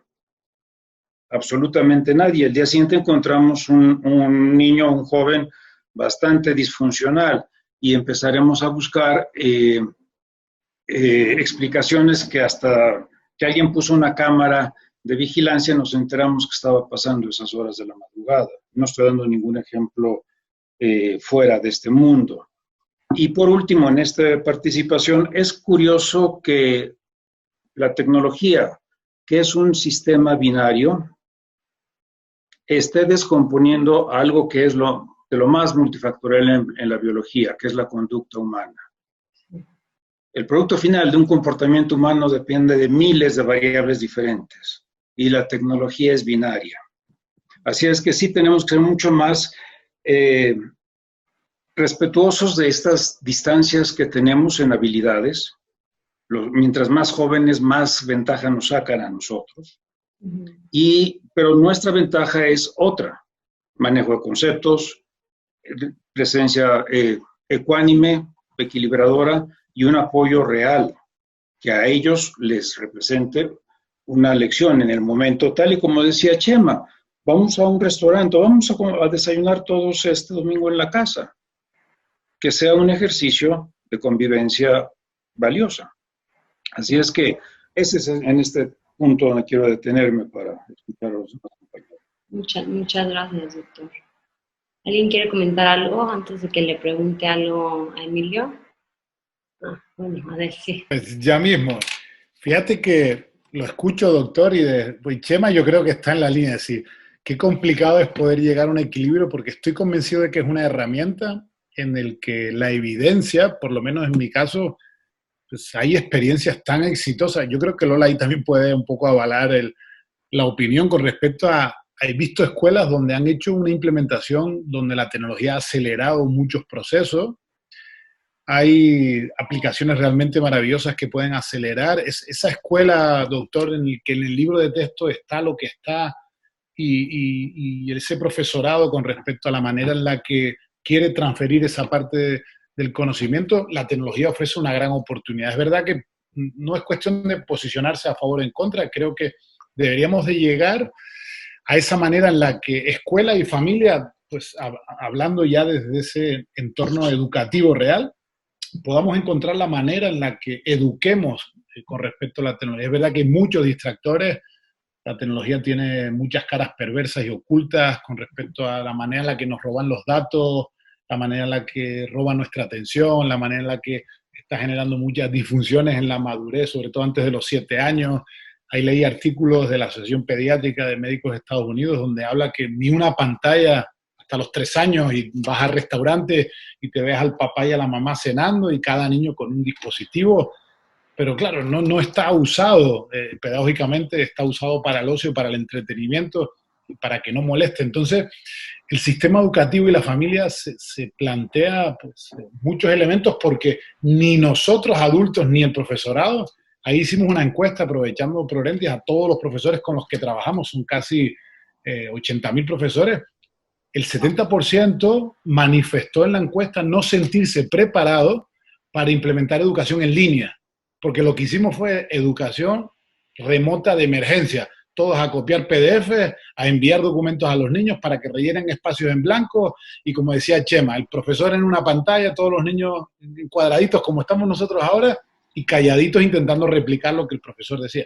Es muy complicado que la herramienta que ahora mismo está por encima de los adultos se convierta en una herramienta útil. El cepillo de dientes sabemos para qué sirve, pero la potencialidad del Internet es mucho más compleja para que nosotros como adultos podamos llevar al ámbito pedagógico una herramienta tan potente que va más allá de lo pedagógico. Entonces ahí es donde tenemos que seguir investigando. A mí me gustaba la introducción de Chema con respecto a la manera en la que esta era de la posverdad, en el que la tecnología no es solo información, es también comunicación, es también manipulación, es también distracción. Entonces, todo está entrando de una manera en la que yo lo veo como un tsunami que está llegando y por mucho que la pediatría, la neurociencia esté diciendo cuidado con esto, cuidado con los tiempos, porque un niño pequeño, si lo estimulamos hasta los 3 años, aquí el doctor me corrige, solamente luz, movimiento y sonido, como decía Chema, cuando con 7 años lo saques al patio y le pidas que contemple las nubes para que haga una predicción del tiempo, no va a poder porque esa contemplación no tiene ni luz, ni movimiento, ni sonido. Por tanto, imagino que las implicaciones neuronales con respecto a una sobreestimulación en etapas madurativas desde las funciones cognitivas pueden producir daños de por vida. Claro. Entonces, tenemos una gran responsabilidad como educadores y creo que, bueno, no solo las personas que nos están oyendo, nosotros que de alguna manera tengamos a alguien al que podamos inspirar, tenemos que crear mucha conciencia con respecto a esto que está llegando, es demasiado pronto, pero que... Se agolpa, sí. Sí. Chema quería decir algo y me imagino que el doctor también va a querer contestar a eso. Y Lola también, vale. Entonces, Chema... Perdón, esto de silenciarme. Iba a corroborar lo que decía Emilio. Efectivamente, hay casos de centros educativos y de bastantes diferentes estratos sociales, que a veces, o sea, no va a asociar la tecnología a un colegio con un nivel socioeconómico elevado. Es que hay casos que la implementan fantásticamente bien. O sea, yo esto no tengo impedimento. Lo que creo que también tenemos que cuestionarnos o reflexionar, sobre todo en etapas iniciales, es que la tecnología no solo son pantallas. Es decir, cuando yo le compro a mi hijo o a mi hija un correcaminos, un cochecito, la finalidad de esto es que él corra en su motito y desarrolle el equilibrio. En el momento en el que yo le meto colorcitos, lucecitas, botoncitos, soniditos, le estoy quitando la funcionalidad que tiene ese juguete inicialmente. Es decir, que esto también hay que cuestionarlo. Joder, es que lo único que quiero es que se monte y que corra y que salte. No quiero que le dé a un botón y tenga un claxon, ni que le dé y salga una luz roja ahí estriónica y mi hijo dilate pupilas. Yo no quiero eso. Entonces, también como familias tenemos una responsabilidad a la hora de elegir el tipo de juguete con el que se va a interactuar nuestro hijo, que no solo son las pantallas ni los móviles, es decir, que el juguete hay un abanico muy grande que también está impidiendo este desarrollo neurocognitivo complejo, ¿no? Es decir, claro, ¿cómo voy a querer yo que mi hijo esté atento con el juego si cada vez que da un botón le sale una luz y le está dando en la cara? Es que es imposible que pase horas. Y eso también se está educando. Y ahí y eso es lo que decía Julia, ¿no? Hay que estar informados y hay que pues ocuparnos, no la famosa frase, no es preocuparme, sino ocuparme, realmente hasta esos detalles, ¿no? Un juguete pedagógico desde los primeros años hasta un juguete de un adolescente, ¿no? Una actividad lúdica, sí. Dice Lourdes que cuanto menos haga un juguete, más hace nuestro cerebro. Exacto. Total. Y además te va a durar más, que esto es importante. Es decir, cuando tú te compras un correcaminos de madera, dura más que de plástico. O sea, esto es importante y es más sostenible con el planeta, ya si queremos meter los ODS o todo este tema. O sea, que luego hay un abanico importante. Mientras menos haga el juguete, más hace el jugador. Exacto. Así es. Yo nada más quería comentar algo en el tema de lo que decía Emilio. Esto de la educación en línea, por supuesto, nos hemos tenido que meter todos, ¿no? Y muy rápidamente. Me parece muy peligroso en estos momentos que está viviendo el mundo, las familias que están decidiendo retirarse de la educación formal en línea porque, ¿para qué lo pongo a jugar un ratito y para qué lo inscribo, ¿no? Entonces hay que tener mucho cuidado en esto. Al final, el colegio casa te va dando como las pautas, como el guión para ir trabajando. Y lo importante en los educadores es justamente generar lo que decía esa educación en línea, que podamos seguir trabajando a través de las aplicaciones en equipo, que ya hay esa estrategia, y que tengamos, digamos, de lado a lado, materiales necesarios para que los niños en un hacer vayan comprendiendo y que no solo sea voltear a ver una pantalla. Exacto, sí. Apoyando lo que decíamos, sí. Doctor, ¿usted quería decir algo? En relación a tu comentario, Lola, primer punto, no es tema de disertación, sí o no la educación en distancia. En estas condiciones no hay opiniones. Esta es donde estamos viviendo. Creo que hace 7 meses ni los profesores habían pensado en ser profesores en línea, ni los alumnos y los padres habían pensado en serlo. Y esta obligación y esta necesidad nos pone frente a una realidad. Tenemos que ser juiciosos, tenemos que ser adecuados. Claramente ustedes como equipo pedagógico están construyendo y están evaluando lo que entra y lo que sale. Y cómo conducir esta etapa de adecuaciones obligatorias al sistema educativo. Me queda muy, muy claro. Ustedes tienen un conocimiento que pues yo lo desconozco al 100%, yo no puedo tomar roles pedagógicos al respecto de cómo administrar esto. Pero desprendernos de la escuela, ya sea en presencia o en distancia, es como ignorar la experiencia y el conocimiento de quienes construyen la escuela día con día. Hay modelos que pueden seguirse defendiendo y hay modelos que habrá que eliminar. Pero yo no puedo asumirme como un director pedagógico solo porque se me ocurrió que la neurología es buen tema. Hay muchas más cosas. Es como en caso de nuestra práctica médica, yo estoy muy agradecido con el señor Google, porque se ha convertido en un referidor de pacientes mucho más que un eliminador de pacientes. entra una persona a buscar una información y le crea tal caos lo que se está encontrando que solicita una cita casi inmediatamente. Entonces, que le agradezco al señor Google que haga esto. Y juego con el ejemplo de que si yo quisiera construir una casa, me voy a meter a Google, que me diga cómo se hace un plano, y entonces voy y construir la casa. Nunca me metería a ella.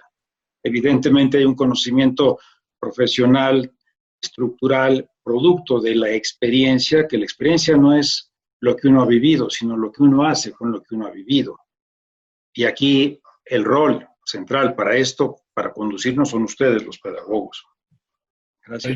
Yo creo, profesor, que una infografía muy bonita que dice que para educar en este nuevo siglo XXI, la pedagogía, desde las teorías de aprendizaje, no hay nada nuevo. Ya Piaget, Vygotsky, Montessori, Reggio Emilia hablaban de elementos tan innovadores que han emergido y no hay nada de innovación en poner a unos niños a debatir con respecto a un tema o ponerlos a trabajar en grupo, no hay nada de innovación con respecto a eso. Pero cuando educamos a un niño no nos podemos olvidar de la psicología moderna que estudia la conducta del ser humano en función a cómo procese mentalmente, y ahí cuando uno observa un salón con niños de 10 años ve que su conducta es diferente a niños de su misma edad de hace una generación. Por tanto, la práctica pedagógica con respecto a niños que psicológicamente son diferentes no pueden seguir siendo iguales. Y por último, tendríamos que ver qué dice la investigación con respecto a cómo aprende el cerebro.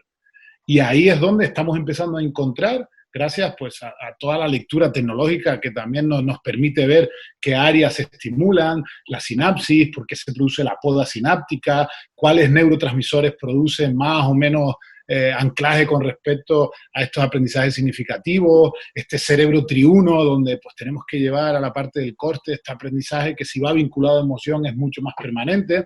Eso tiene que llegar y las escuelas ni hablan de neurociencia ni hablan de psicología.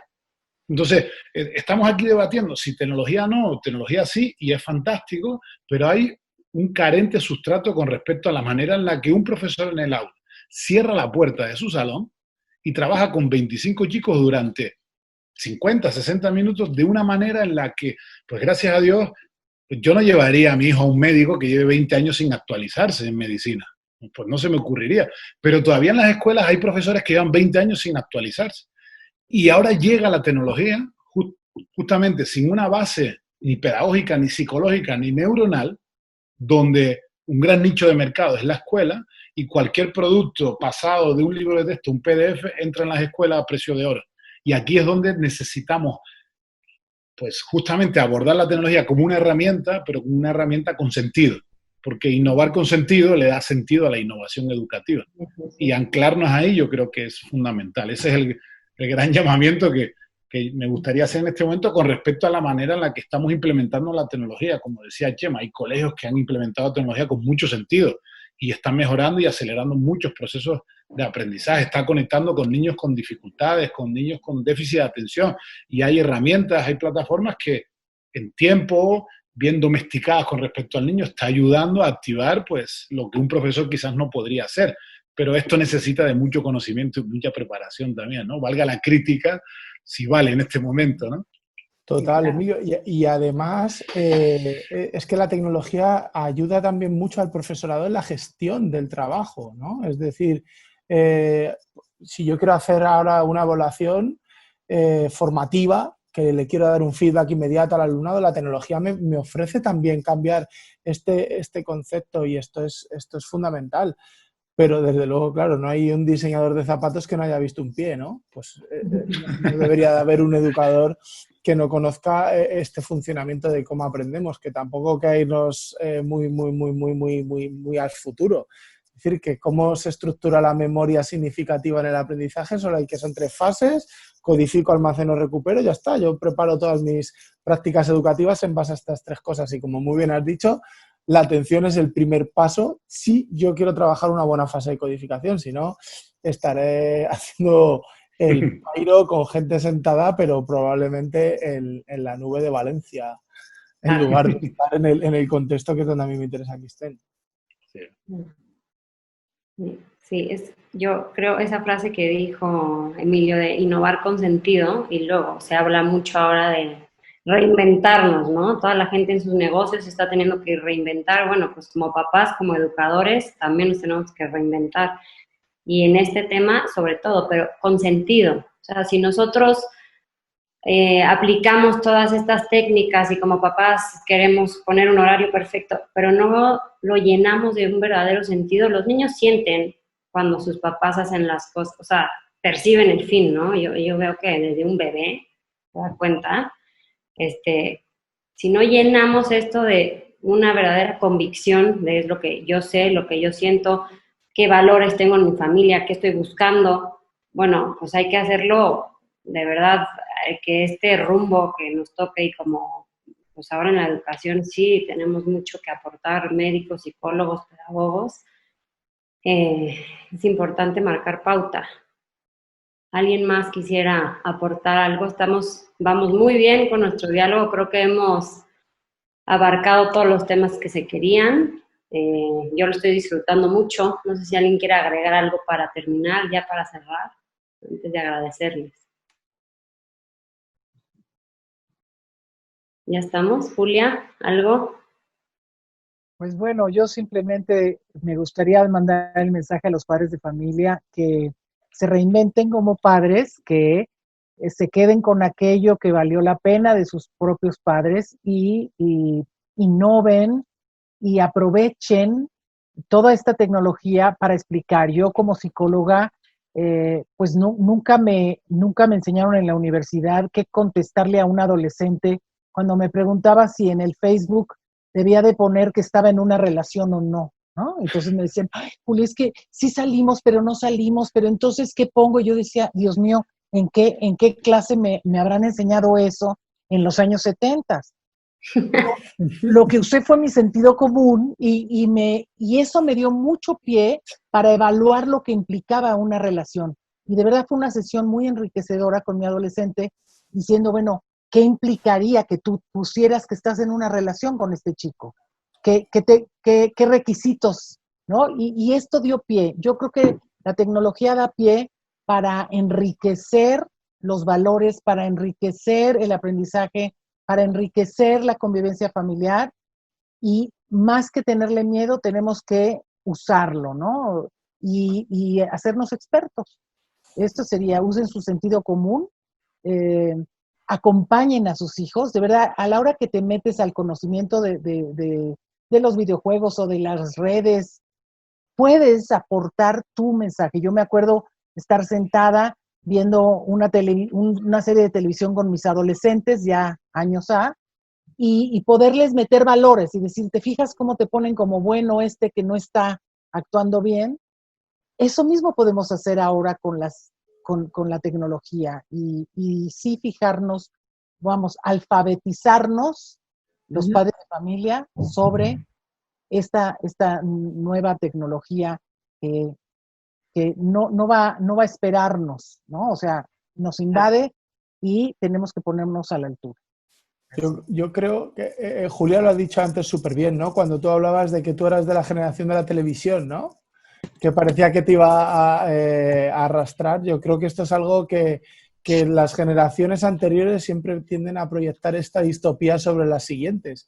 Y claro, lo único que creo que ocurre es que hay cada vez un camino más largo, más rápido a la hora de cambiar, pero que si algo sabemos, y el doctor seguro que esto sabe mucho más, el cerebro es plástico, es adaptativo, o sea que se irá adaptando al contexto a medida que haya las necesidades. Igual en el futuro tenemos menos memoria porque la hemos externalizado en nuestro dispositivo electrónico. Bueno, pues es que así viviremos, igual que el ejemplo que ha puesto Lola del alpinista que externalizó en la tecnología el uso de sus piernas porque tenía una carencia, ¿no? O sea que al fin y al cabo es valernos del medio para tener la mejor calidad de vida posible. Y esto pasa, como yo estoy súper de acuerdo, Julia, con estar actualizados. Sí, de acuerdo. Bueno, se nos está acabando el tiempo. Yo quiero de verdad agradecerles en mi nombre, en nombre de CCC, bueno, y en nombre de todos los que nos están escuchando. Ha sido un panel buenísimo. A mí me ha encantado, muy enriquecedor. Creo que nos quedó clarísimo que tenemos que tener a la tecnología como aliada, que sí es verdad que hay que tener en cuenta esto que nos decía también Emilio, ¿no? De la mesa de tres patas, pues no solo es la escuela, ya lo sabemos, ni la sociedad, es también la familia. tiene que quedar clarísimo y muy presente. Buscar siempre el equilibrio, que pues en todo en la vida es necesario, pues en la educación y en la tecnología sobre todo también. Ser modelos, como dijimos, y pues innovar y reinventar con sentido, ¿verdad? Y les agradezco de verdad infinitamente. Muchísimas gracias, Lola, por los conocimientos, sus presentaciones. Les quiero agradecer a cada uno. Doctora Alberto, muchas gracias por iluminarnos de la parte médica. Emilio, muchas gracias. Y de verdad, además, estuve investigando, bueno, de cada uno, y lo de la plataforma ya después sería bueno que viéramos. Es increíble lo que estás haciendo. Muchas felicidades y muchas gracias por acompañarnos. Julia, gran amiga, muchísimas gracias otra vez por darnos tus conocimientos psicológicos, y pues la sabiduría, ¿verdad?, de la experiencia. Y Chema, gracias por poder aportar tanto, por darnos tanta luz en la parte pedagógica y dejarnos con preguntas, porque es verdad que tenemos que redefinir este modelo, ¿no?, de interacción. Nos dejaste ahí con tarea para pensar, después lo podremos platicar. Les agradezco de verdad a cada uno y espero que les sirva mucho a todos los que nos están oyendo y que de pie también, a lo mejor en unos meses podemos hacer una segunda sesión, que sería increíble. Muchas gracias de corazón. Gracias.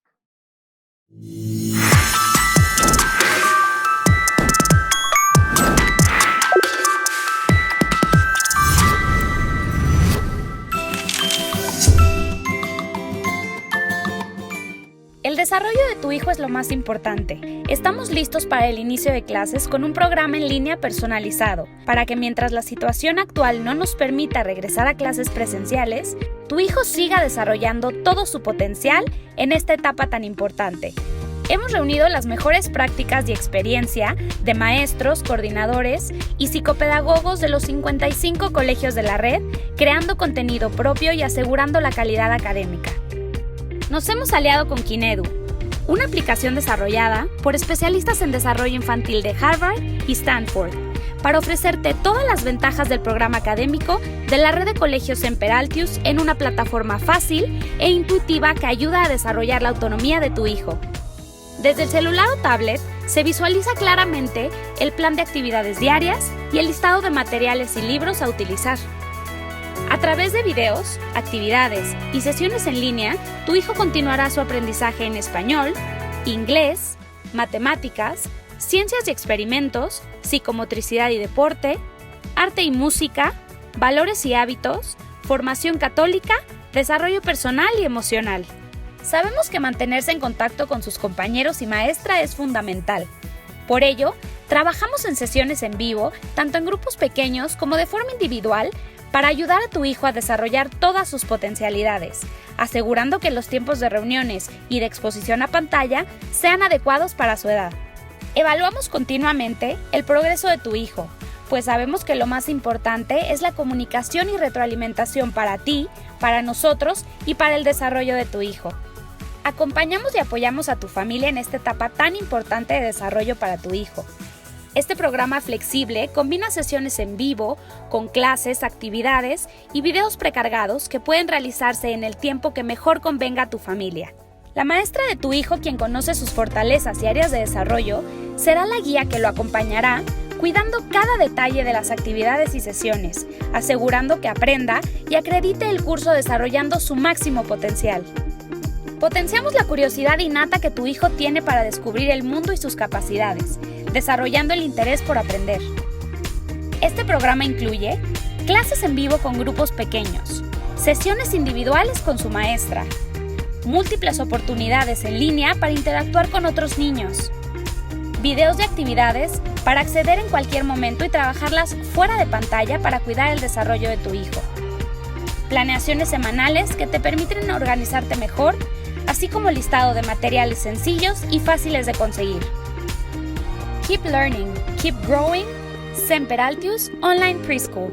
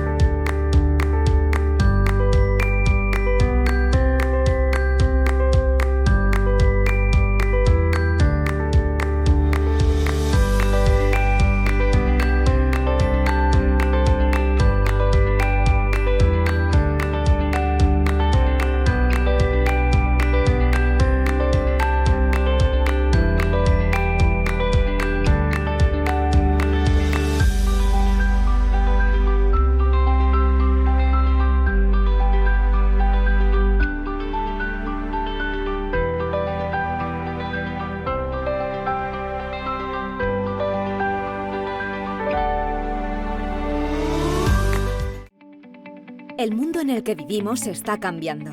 ¿Qué necesitamos para adaptarnos a él?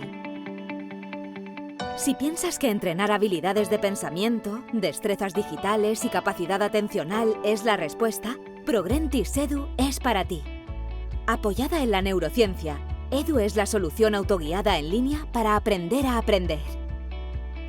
Edu se enlaza a Progrentis Analítica, el motor de evaluación que vincula el trabajo de los estudiantes con la escala tradicional, los nuevos objetivos de aprendizaje, destrezas y competencias globales. Analítica es el puente que conecta la tradición con la innovación. Con la ayuda de educadores de Iberoamérica, en Progrentis hemos impactado el aprendizaje de millones de estudiantes. Para ellos y para ti creamos Forum, un espacio de reflexión y formación pedagógica, metodológica y didáctica. Convierte tu centro en la mejor opción educativa digitalizando los procesos de enseñanza y ampliando los escenarios de aprendizaje. Para experimentar y descubrir todas las posibilidades que hemos preparado para ti, ingresa en progrentis.com, porque creemos en el poder educativo del mundo digital. Hola chicos. ¡Hola, Lucas! Es momento de la historia. Ahora yo seré el portero. CCC presenta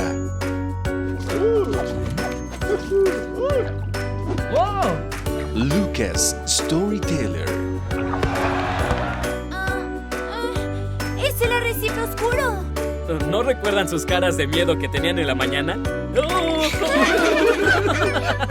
Tu amigo que conoció a Jesús. Ahí Dios lo recompensó con lo que más pudo hacer feliz a José en el mundo, el nacimiento de Jesús sano y salvo. A quien Dios concedió dones muy especiales. Por primera vez conocerás aventuras de héroes y santos que cambiaron la historia de la humanidad. Dios siempre está con nosotros. Sumérgete con nosotros y diviértete en la aventura más grande que Lucas tiene para ti.